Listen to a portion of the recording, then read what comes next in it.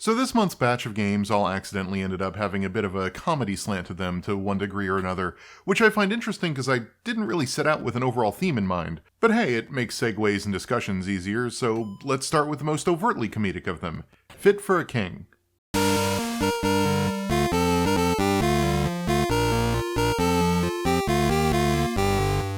The premise of this game is simple. You are the monarch of England in 1520. Although, honestly, which country and exactly when doesn't really matter. The point is, you're a king or queen with an important summit coming up with your frenemy king, who you desperately wish to embarrass/impress in order to show that you're truly the better ruler. And in order to impress/embarrass the frenemy king, you need a lavish and extravagant affair with as many indulgent and opulent expenditures as possible. And your servants live to please, each one capable of bringing something awe-inspiringly pointless to the summit if you talk to them. But to afford such gilded comforts and ornate luxuries, you need money. And that's the core thrust of Fit for a King. Find as many ways to extract as much wealth from your kingdom as possible, and then spend it all on ridiculously useless stuff to satisfy a personal ego trip. The first answer to how to get cash is obvious: taxation. You can tax any subject you see, but you can only tax them once, so that's a somewhat limited resource as there are only but so many subjects.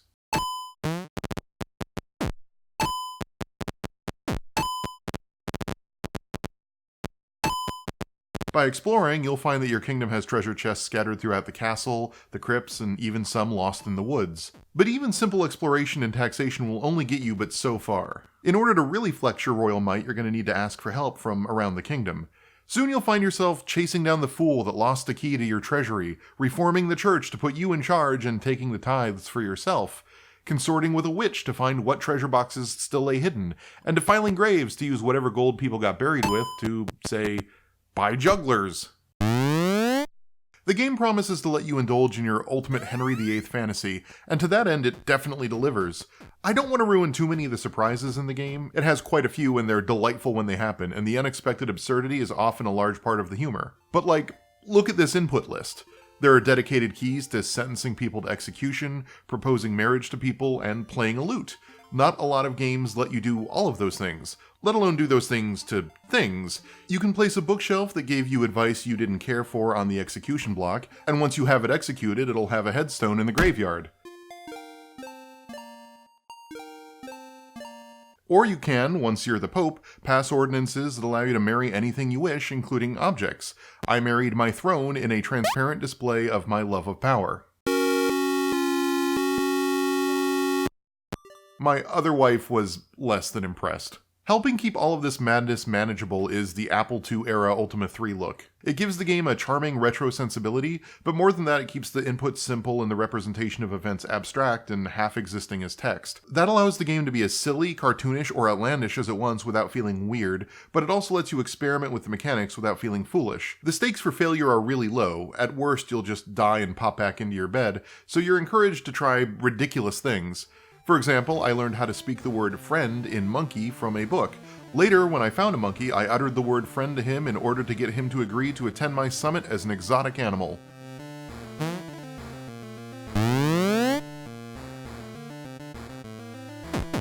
It's a silly game, and it's great when stuff like that works. And the writing itself is really well paced, clearly conveying to the player what they need to be doing, while imbuing the world with humor and charm without drowning you in exposition or world building. The focus is always on the king or queen's anything-goes desperation to be the best in the most superficial way possible, and the lengths they'll go through to achieve that. And the writing exists to support those jokes and amplify them. It doesn't overindulge itself, which I feel like it would have been real easy to do. I think my favorite thing about it is that it's 100% about exploring the castle and kingdom, exploring who all of your subjects are and what they want, exploring what the vocabulary set lets you do. It's a game that invites you to discover itself, and every silly interaction or ridiculous questline is its own reward. Well, that and piles of gold. It's not a particularly long game, it's only an hour or two at most, and it's not really designed for replayability. Once you know where and how to get all the gold, it just becomes a checklist to run through in whatever order you want. But it more than makes up for that by being a game that put a big, dumb smile on my face for its whole runtime. And if you want to play a silly, retro-styled game that just makes you happy, I would recommend it.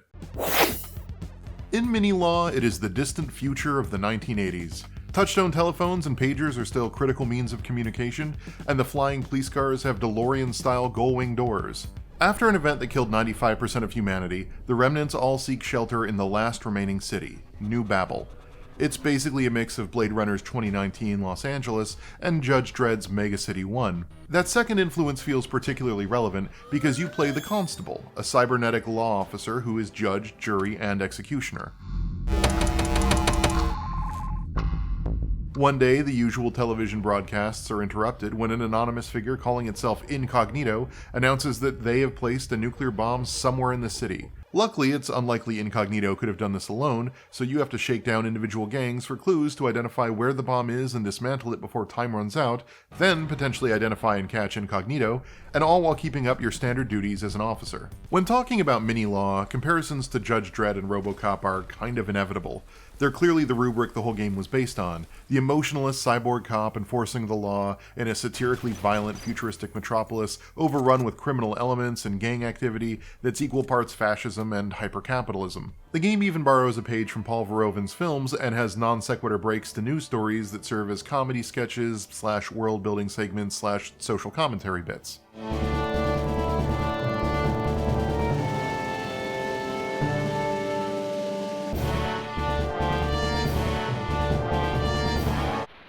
Mini-Law is also absolutely the most systems-driven game we'll be looking at today, and the amount of systems this game has is intimidating. First of all, enemies all have 3 health bars. There's a red one that indicates health. If that goes to 0, the bad guy dies. Then there's a green bar for stamina. If you can get that bar to 0 first, they fall unconscious for a non-lethal takedown. Finally, there's a blue bar for will. If that goes to 0, they just surrender.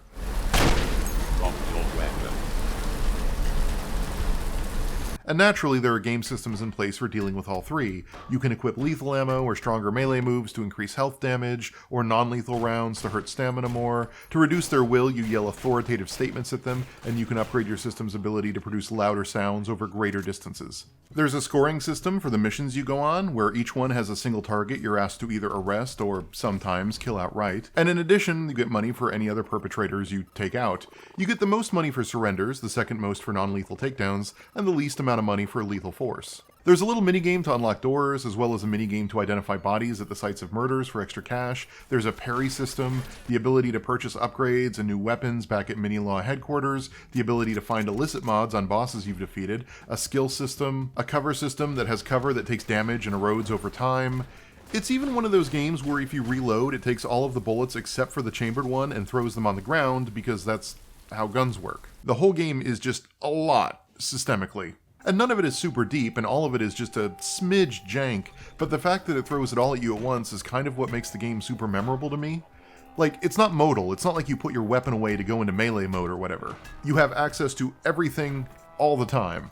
And there's something about busting into a room, firing a non-lethal taser at someone's knee, then taking cover behind a door or vending machine, and shouting British accented commands at them until they surrender that's really fun. Though you may want to be forewarned, it's also a game that kind of makes you do finger pretzels. For example, you may hold down shift to take cover while holding Q to shout out authoritative commands and damage their will. Then, realizing that their will isn't going down fast enough, you may need to do more damage to get them to listen to you. So you let go of shift to pop out of cover and then hold space to ready your firearm, all while using your right hand to aim and fire your weapon. And it is just... it's a lot. But once it kind of clicks, it can be really enjoyable, especially once you realize you need to approach different kinds of enemies in different ways to get them subdued without using lethal force. Some respond to just loud yelling, some need to be yelled at once their stamina is down, and some need to be lowish in health. But the systems-heavy approach to the game falls apart in 2 ways. First, the high-level gameplay is just nowhere near as interesting as the low-level gameplay. Like, the second-to-second combat, once you wrap your head around the controls, that's great. And the mid-tier system loop of resource managing your ammunition, upgrades, and repair status is well structured enough. It's the high-level puzzle of finding the bomb where things just kind of fall flat. Basically, there are 4 gangs in New Babel, each of which is involved in 3 of 6 criminal activities. When you're on the world map scouring for crimes, each crime will have a gang affiliation and a crime type. When doing the mission, enemies will sometimes drop clues for that gang and crime type, and those clues will help fill out the location of the gang's headquarters for that crime type. Once you have the location, if you go to that headquarters and complete the mission there, you can gain additional information on the bomb. but it is a slog grinding up enough, say, renegade justice gang, sugar and narcotics crimes to get enough clue drops to find the location of their sugar and narcotics headquarters that, if I beat it, I may end up with an additional clue about the bomb. And there are 12 different clues to find. I get that the idea is to add some time pressure to prevent players from min-maxing on non-lethal playstyles, but it's just way too much. I kinda wish the game just required 3 or 4 clues total, or had some other high-level direction for finding the bomb through play.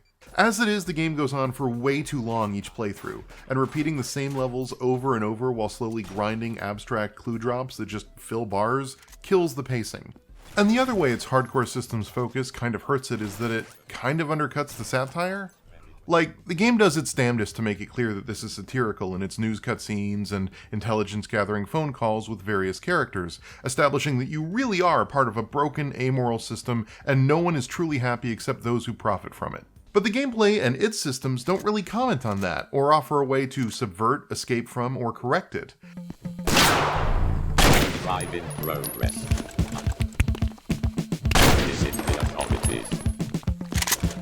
As a whole, Mini-Law is decidedly critical of its dystopia, but Mini-Law's gameplay simply makes you complicit in its violence. If we had even just gotten some pathos out of the Constable, the way we do out of Alex Murphy's struggle to regain his humanity in Robocop, or lean further into the outright cartoonish evil of the world the way that Judge Dredd does, maybe it wouldn't have been such a massive problem. But as it stands, the game does have positive Steam reviews embracing the game's violence, and it does feel like maybe it doesn't quite work as a satire. Ultimately, your mileage will depend on how much you can put up with the Judge Dredd-style satire that walks a fine line between making fun of brutal cops and being a brutal cop simulator, the hand-cramping inputs that demand a ton of finger dexterity, and the pacing issues.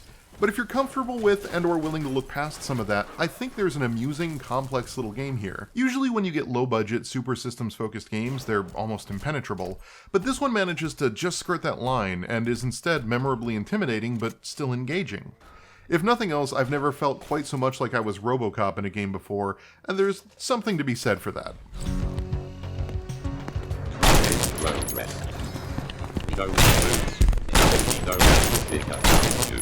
Carry on, citizen.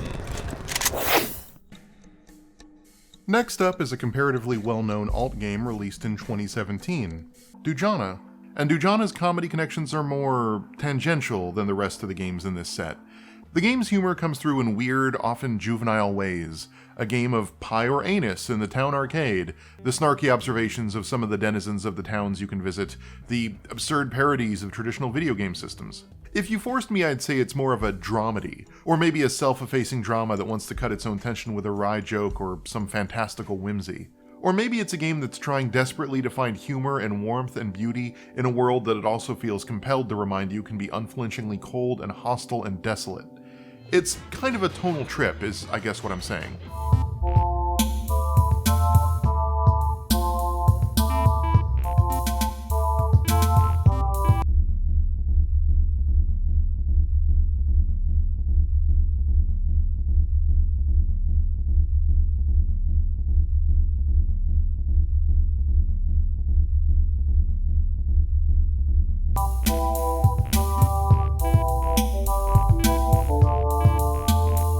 Dujana is the work of Jack King Spooner, and if his work is familiar to you, it might be because his previous title, Sluggish Moors, got popular way back in the early 2010s as one of those wacky and weird games that all the YouTube Let's Players looked at because it was oh so kooky.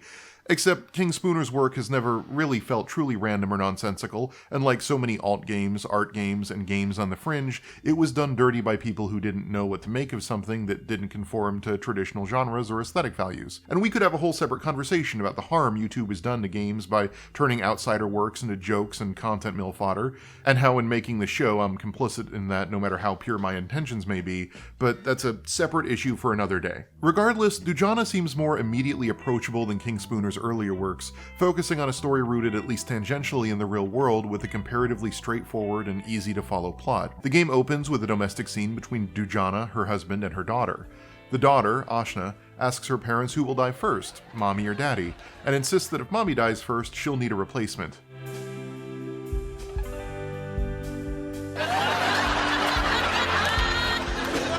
Then, after reminding Ashna to feed the family hamster, Dujana checks on it only to realize it has died.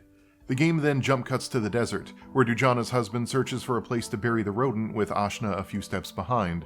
Eventually he finds a suitable place, and the two talk about what it means to die.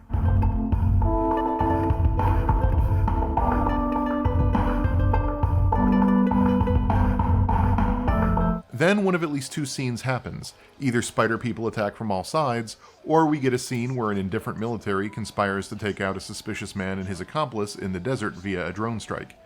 These randomized takes are something that King Spooner seems to enjoy doing. There's also 5 different random videos that play the first time you boot the game where he reveals the quote-unquote true meaning of the game's themes. The underlying theme of the whole game is identity. Identity. The underlying theme of the whole game is subverted heroism. Subverted heroism. Existentialism. Existentialism is catharsis. Catharsis. Fatherhood. Fatherhood. The idea is to make a mockery of simple-minded analysis that bad game critics do, and instead emphasize that games can be multifaceted, broad, personal, and don't necessarily codify a singular theme or message. Anyways, days later and with no word from her loved ones and desperate for answers, Dujana sets out to find her family. And therein lies the core of the game, exploring this world and its people while searching for answers.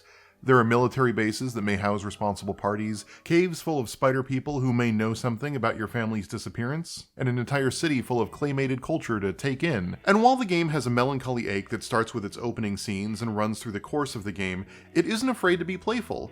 You'll watch an absurdly bad indie film, stumble into concerts where everyone is lost in the trance of the music, and find yourself playing various arcade games to appease a Spider King. And King Spooner is perfectly comfortable juxtaposing absurd genre fare with grounded emotions. Shortly after deciding to go after your family, you realize the easiest way to search for them would be to borrow your neighbor's old mining mech.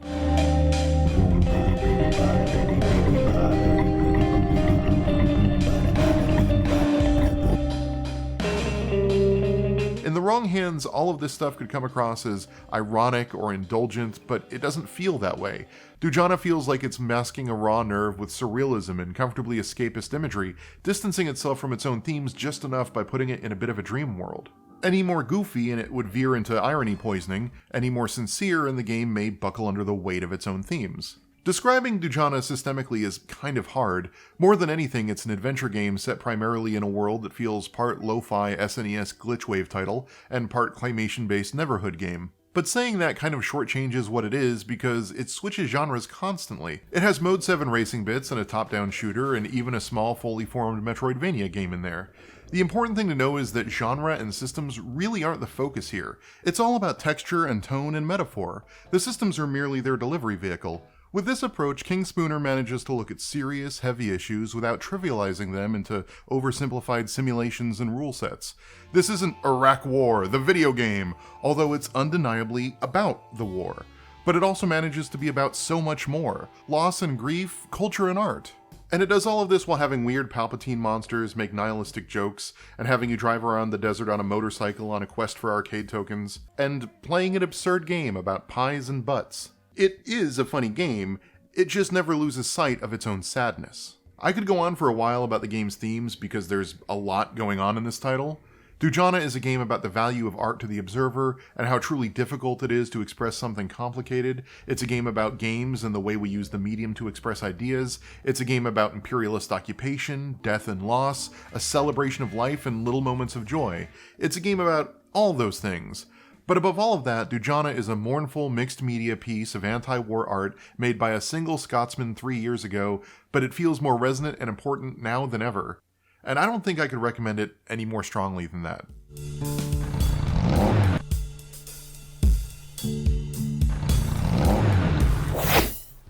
So that's, wow, 20 minutes on 3 games. I probably went a little overboard there. I may need to double down on keeping these things short so I can cover as many games as possible. Oh well, that's a lesson for next time. See you then.